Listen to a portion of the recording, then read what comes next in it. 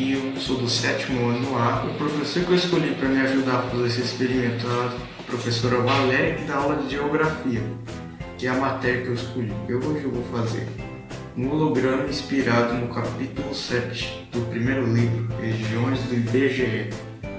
O que é um holograma? Uma imagem tridimensional feita através da projeção da luz em uma figura bidimensional.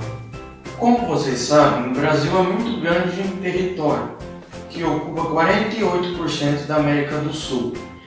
Para que o governo federal possa analisar dados estatísticos, elaborar planejamentos, políticas públicas e direcionar o investimento, o Brasil foi dividido em regiões pelo IBGE, que nesse caso são Norte, Nordeste, Centro-Oeste, Sudeste e Sul, certo?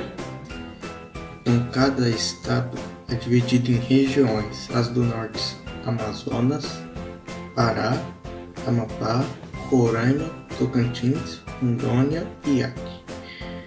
As do Centro-Oeste são Mato Grosso, Goiás, Distrito Federal e Mato Grosso do Sul. As do Nordeste são Maranhão, Piauí, Ceará, Rio Grande do Norte, Paraíba, Pernambuco, Alagoas, Sergipe, Bahia.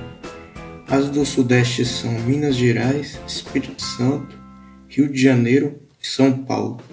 E as do Sul são Paraná, Santa Catarina e Rio Grande do Sul. Esse foi meu experimento, espero que vocês tenham gostado e até breve!